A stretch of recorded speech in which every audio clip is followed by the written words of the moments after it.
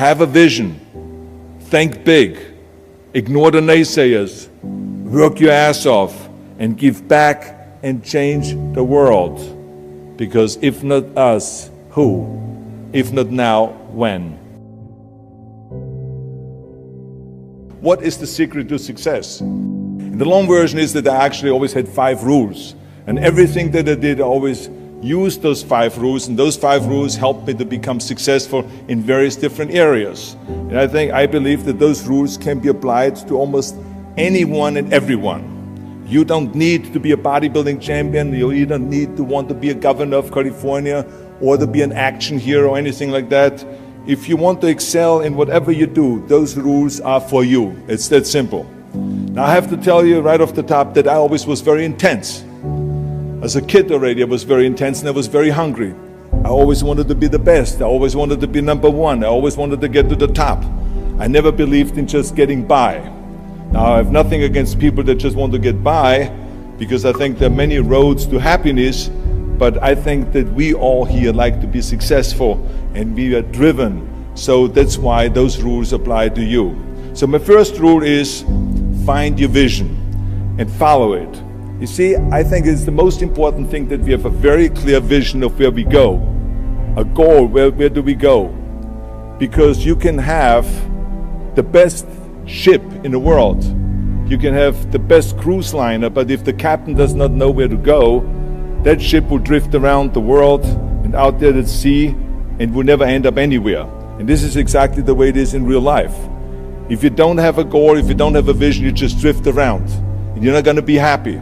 This is why it is so important to have that vision. Now, I created that vision in Austria because I grew up after the Second World War. Austria, right along with Germany, lost the Second World War, thank God. And the problem was that everyone was so depressed because they lost the war that there was alcoholism everywhere. There was, of course, depression. There was a terrible economic situation. There was famine. There was starvation and all of those things. And also it was kind of a little place and narrow. I felt I wanted to get out of there. I wanted to escape. And I couldn't see myself really to work there and to stay there, to work in a factory or to work on a farm, or to even to follow my father's footsteps and to become a police officer.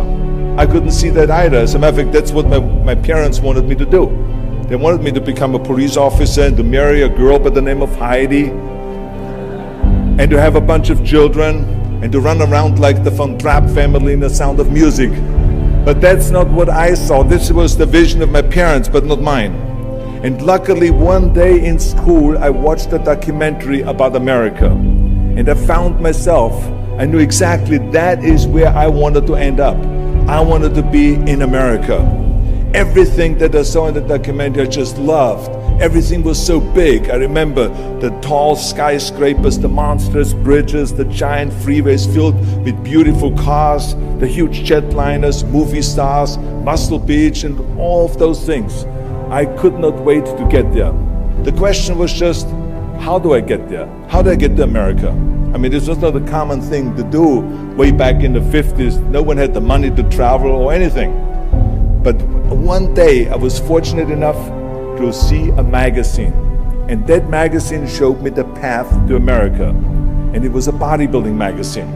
And on the cover was this very muscular guy that was standing there like Hercules with a Hercules outfit. His name was Reg Park. This Reg Park was on that cover, and I remember the cover said, Mr. Universe becomes Hercules star. I read the article as fast as I could, learning about how he grew up in Leeds in England, poor, and how he trained 5 hours a day, every single day, and trained and trained and trained and lifted weights, and then he finally became Mr. Great Britain. And then he became Mr. Universe. And then he won a second Mr. Universe title and a third Mr. Universe title, and then all of a sudden he landed in Rome in Cinecittà doing Hercules movies. And there he made millions of dollars, and this money he took and bought himself a gymnasium chain in South Africa, and he became a successful gymnasium owner. And as I read, I became more and more certain about my own future. As I read this story, I was so excited, so interested. I knew exactly that I wanted to become another Reg Park. I know he laid out the blueprint for my life, basically. I could see myself, I could visualize myself clearly to be a champion on that same stage where he won the Mr. Universe, and then to move to America, then get into movies, and then become rich and famous. I had that vision very clearly laid out. I was so happy that I knew exactly where I was going. From that moment on, everything that I did, no matter how hard I had to work or how much I had to struggle, it didn't matter. It was a wonderful joyride because I knew what the purpose was and I found my passion. The simple truth is, if you don't have a vision, if you don't have a goal, if you don't see your future laid out in front of you, you're just floating around without a purpose. And I think that the numbers speak for themselves. This is why so many people around the world are unhappy with their jobs. I mean, in America, 74% of the people hate their job and would like to change jobs. Now think about that. That means that only a quarter of the Americans love their life's work. I mean, that is a very depressing statistic. I always smiled when I worked, no matter how hard I worked. I always had a great time, no matter what I did. It didn't matter if it was in bodybuilding, or if it was in the movies, or if it was as governor. I remember in the pumping iron days, people ask me in the gym all the time, why are you smiling all the time? Why are you so happy? You have to lift 50 tons of weights. You have to train 5 hours a day. I mean, I look at the other bodybuilders' faces and lifters' faces, and they look kind of depressing. They look sour. They're miserable that they have to lift weights. You don't look miserable, you look happy. And I tell them always, I say, I smile because I know exactly that every rep that I do, that every set that I do, every weight that I lift, I get one step closer to turning that vision of mine into reality and becoming that Mr. Universe. I could not wait to lift another 500 pounds in the squats. I could not wait to do another 1,000 sit-ups. I could not wait to do bench press, more bench press and more curls until I couldn't move my arms anymore. Because I knew that every rep got me closer to standing on that stage as a champion. As a matter of fact, when I lifted weights, I didn't really feel like I was lifting weights. I felt like I was lifting a trophy over my head each time I lifted. And to have all those bodybuilders around me and thousands of people screaming. And I tell you that this vision didn't just help me in bodybuilding, it helped me with everything, like I said. I remember in the movie business, there was many times stunts that I had to do where I got hurt, where I was in pain, in agony, and had to do it over and over again. I remember one incident specifically on Conan the Barbarian. There I was crawling on all four, on rocks, over rocks and gravel, holding my sword right in front of me. And as I was crawling, the camera followed me, and it was around 30 feet that I crawl on those rocks and this gravel. And eventually, after 10 takes, my elbows, my knees started bleeding and hurting. And the director came to me sheepishly and said to me, he says, do you mind if we do another take? I need a close-up of you. And I said to him, no, I don't mind at all.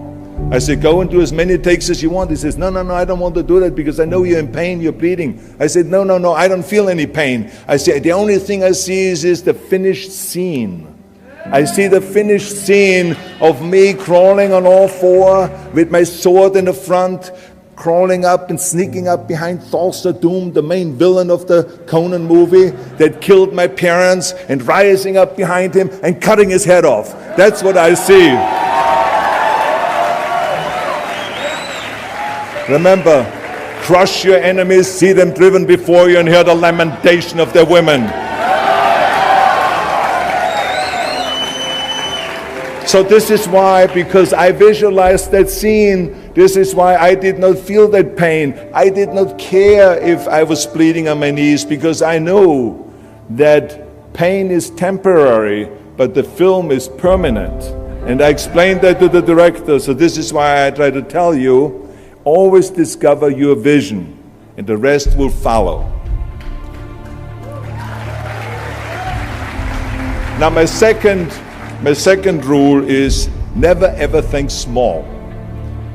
If you're going to accomplish anything, you have to think big. You have to go and shoot for the stars.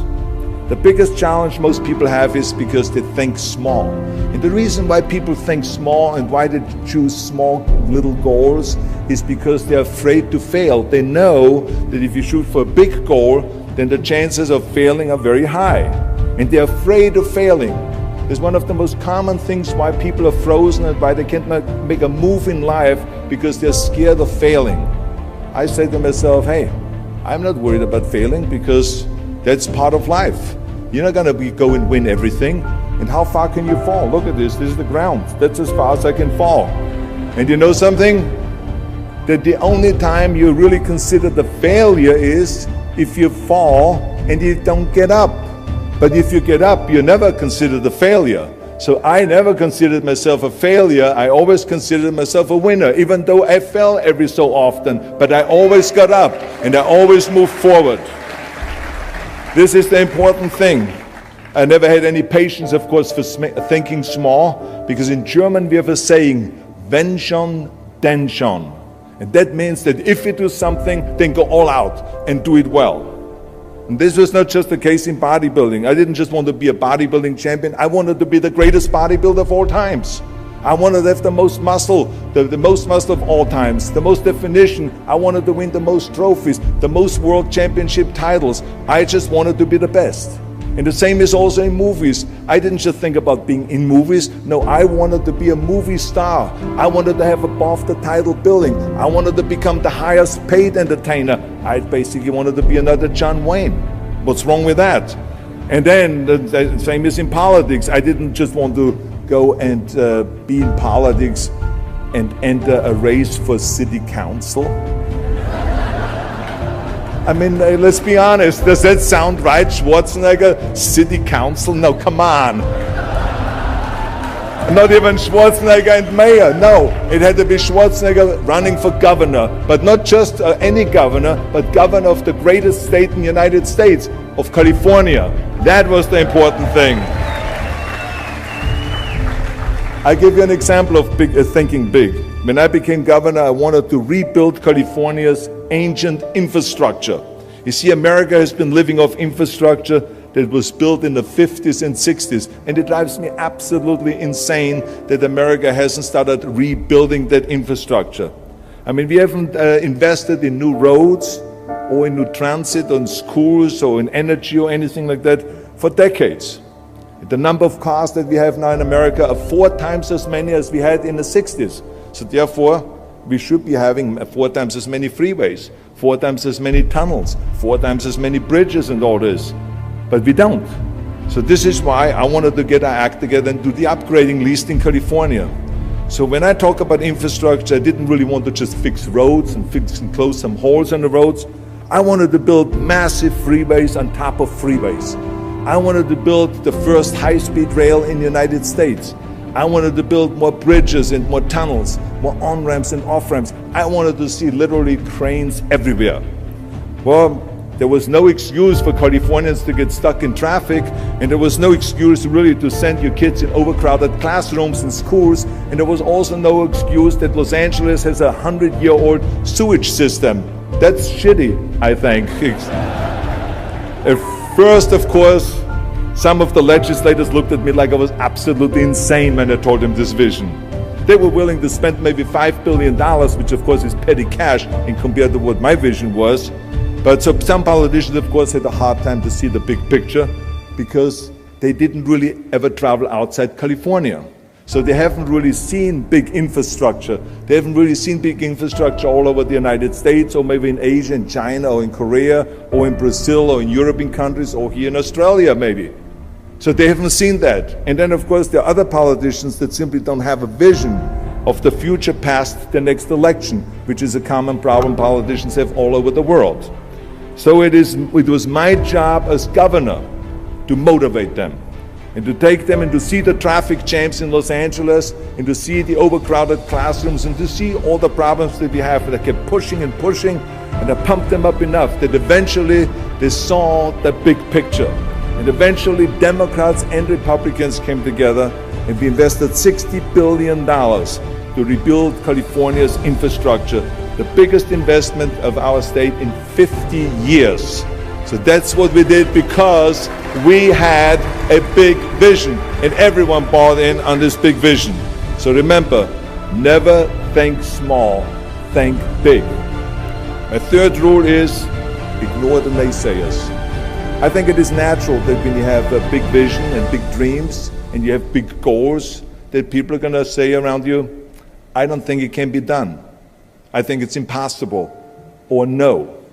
I tell you, I heard this all the time, but I want to tell you, don't ever let them stop you from dreaming and from shooting for the big goal. Because eliminate just simply those words, no, impossible, and it can't be done. I mean, in each one of my careers, when someone said it's impossible, I heard it's possible. When someone said it can't be done, I heard it can be done. And when someone said no, then I heard loud and clear, yes. So this is what I believed in. I am a big believer of what Nelson Mandela said. He said it always seems to be impossible and still someone does it.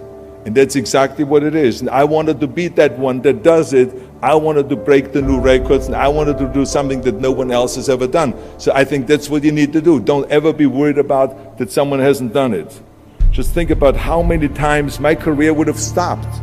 My career would have ended if I would have listened to the naysayers.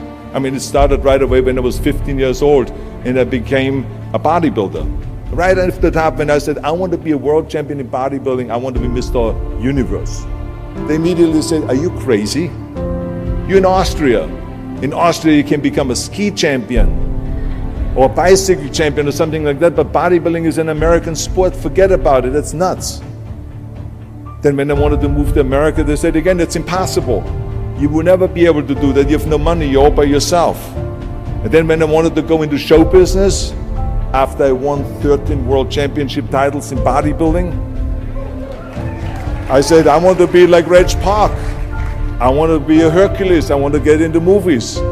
Well, I tell you, when I met those agents and managers and studio executives, their reaction was, oh, Arnold, that is so funny. You want to be what, a leading man? Oh, come on. I mean, look, first of all, let's start with your body. Look at your body. I mean, you're overdeveloped. You're gigantic. You're like a monster. Are you kidding me? Do you know what the new thing, the new trend is? It's little guys like Dustin Hoffman, Al Pacino, Woody Allen. Those are the new sex symbols. Don't you get it? And then your accent, oh, it gives me the chills just listening to your German bullshit. Come on now. I mean, oh God, I mean, it's like, it's scary when you talk. It's unbelievable. I mean, have you ever, Arnold, I mean, be serious, have you ever seen an international movie star with a German accent? It doesn't happen. Forget about that. And then your name, what is it, Schwarzen, Schnitzel or something like that? Yeah, I can see that name already up there on the billboard. Yes, and people are going to storm the theater and the movie houses because Schwarzen Schnitzel is starring in the movie. Oh yeah, I can see that already. So that's what they said. They said to me, it says, look, forget about it, you're a nice guy. I mean, you're a bodybuilding champion. Why don't you open a gymnasium or a health food store or something like that? We can help you with that. And then we get you on the side some little parts, like maybe playing a bouncer. I mean, with your body, perfect. Or maybe a wrestler. Oh, I have a good idea with your accent, a Nazi officer. Now that's really great for you. I call my buddies over at Hogan's Heroes. I mean, they would probably use someone like you. So that's what they said. Imagine that. Everywhere I turned, they said, no, it won't happen, it's not going to happen, and forget about it. Luckily, I did not listen.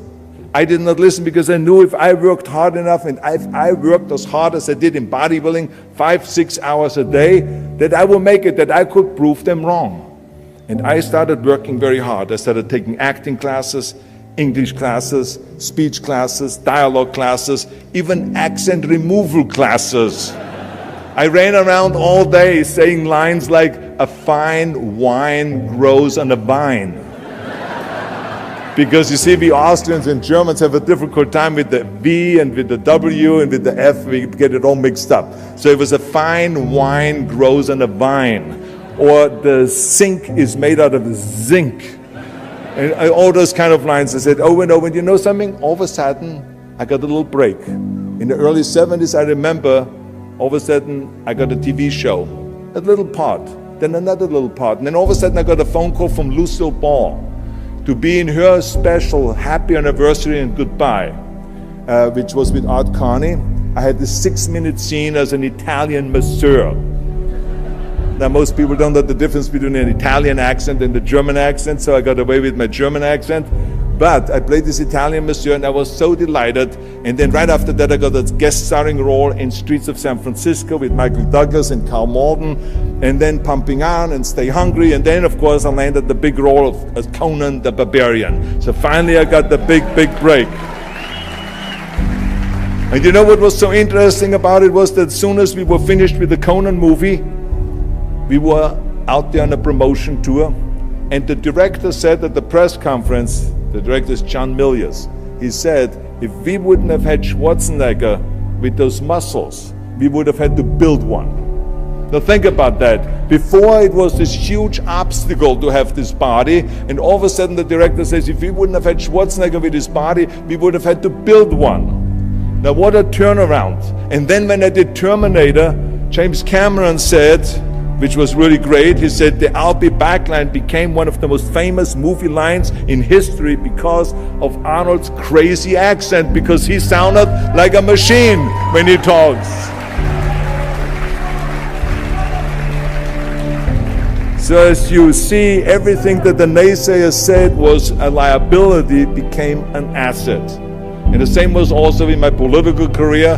When I ran for governor, they immediately said, I shouldn't do it, it is a big mistake, it won't happen, I will lose, and all of those kind of things. And the rest, of course, is history. The bottom line is, if I would have listened to the naysayers, my career would have ended when I was 15 years old. I would be still yodeling in Austria, in the Alps, and I would not be talking here today to you. And the reason why I'm here today and talking to you is because I did not listen to you can't, or it's impossible, or no. So I just recommend to you very strongly, ignore the naysayers.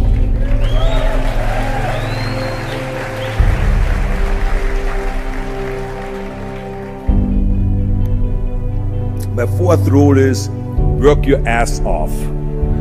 Nobody ever stumbled upon success by accident, except maybe the guy who found gold in California. But don't ever think that you can be that guy. I mean, you never want to fail because you didn't work hard enough. I always believed no stone unturned. Work your butt off. That's what I always believed. No matter what you do, work. I remember Muhammad Ali, one of my great heroes, had a great line in the 70s when he was asked, how many sit-ups do you do? He said, I don't know, because I start counting only when it starts burning. When it starts burning, that's when it starts counting. You see, that's what makes you a champion. It doesn't matter in what area you're in. No pain, no gain. The bottom line is, one of my rules, which is work your butt off. If you don't apply that rule, all the other rules won't mean anything. I mean, it drives me absolutely nuts when people say, I don't have time to work out. Haven't you heard that many times? I don't have time to work out, or I have worked so hard all day, I'm tired, I cannot work out anymore, or I cannot read another book, or I cannot improve myself, or I don't have time, or I work so hard that I cannot really improve my business, or I cannot grow as a person, or any of those things. What the hell are we talking about here? I mean, the day is 24 hours, you sleep 6 hours, so you have 18 hours left. I mean, I know there's some of you out there that say, well, wait a minute, I sleep actually 8 hours, but that's just sleep faster, okay? You didn't, I mean, let's not get bogged down with this stuff here. Listen, when I came to the United States, I remember that I trained 5 hours a day, every day, and I was managing a construction business, and I was a bricklayer, and I went to college also, and I took acting classes from 8 o'clock at night to 12 o'clock midnight. All of that in one day. Every day I did that. I did not worry about it. I knew that I had 24 hours and I didn't want to waste one single hour. Because I believe of what Ted Turner said, who is one of the great entrepreneurs who started CNN and so on. He said, early to bed, early to rise. Work like hell and advertise. So that's what I believe. Just remember, you can't climb that ladder of success with your hands in your pockets. You must work your ass off. It's that simple. And my fifth and last rule is, don't just take, give something back. Leave your mark on the world. I believe that we all have an obligation to do something for our community, something for our state, something for our country. We must serve a cause that is greater than ourselves, because we all know that in the end we will be judged not by how much we made, but by how much we give. Ever since America greeted me with open arms, I've had this sense of responsibility, and I felt obligated to give something back to America. Because I know that everything that I have accomplished is because of America. If it's my bodybuilding career, if it is my show business career, my political career, the money that I've made, my great family that I have, all of this is because of America. But I have to recognize the fact that America did not become the land of opportunity in this great country by itself. No, in history, people worked tirelessly in America. People fought and people died to make it the land of freedom and opportunity and the land of liberty. So now it is our responsibility, if we want to keep it the #1 country in the world, to work for that and to give something back to that country. And it doesn't matter if you're in America, or if you're in Australia, or if you're in China, or if you're in Japan, or in Italy. It is the same thing.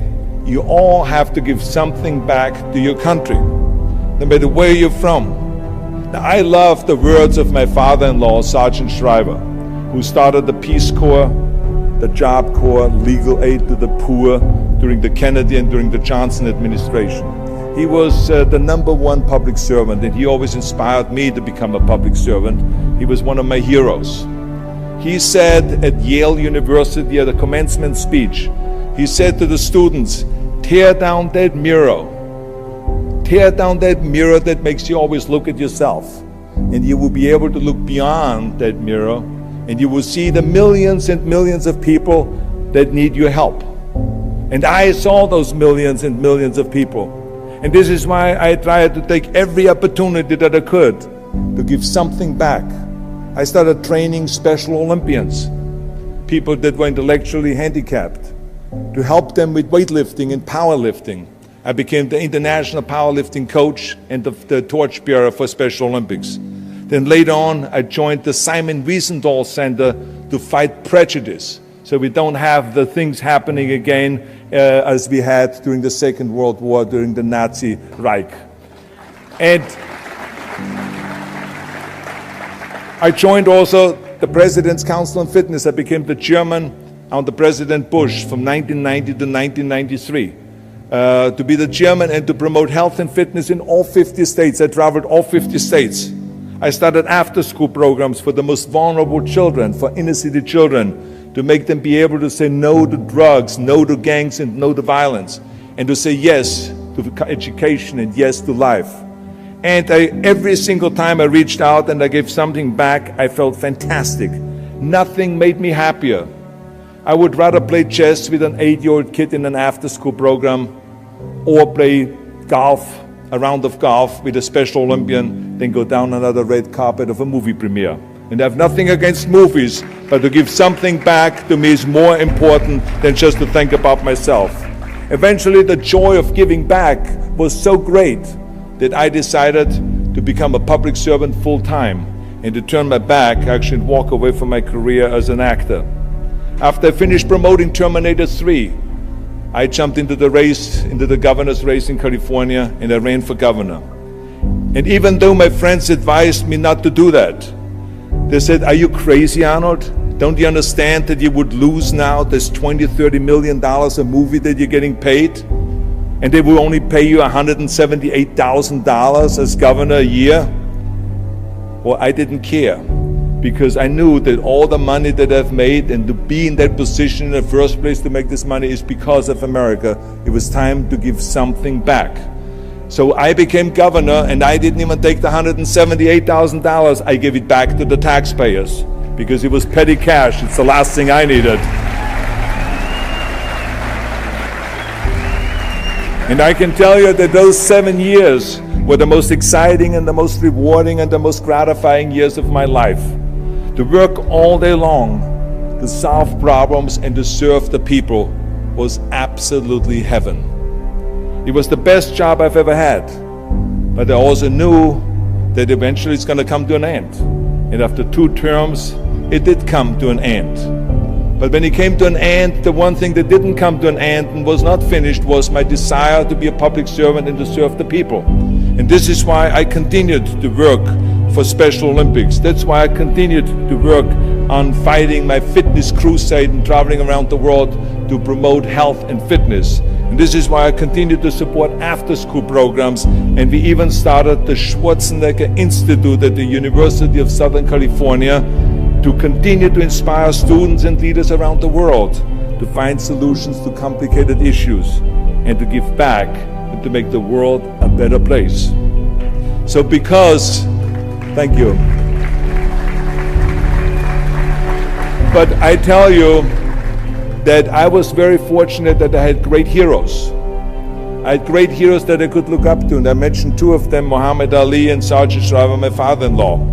But there's other great heroes like Gorbachev, Reagan, Mandela, great leaders like Mother Teresa, Chancellor Kohl, and Churchill, and the list goes on and on. I mean, those people had such an impact on the world.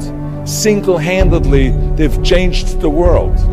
I mean, if you think about just Gorbachev, I mean, this man, every time I meet him, I'm in awe. I mean, he grew up under communism, and he rose from the bottom of the ranks straight up to the top. He became president of the Soviet Union, one of the most powerful people in the world.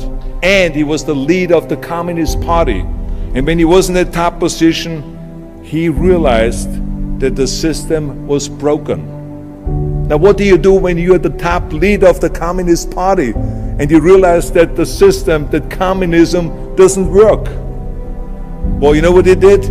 He dismantled communism. Think about the courage that takes.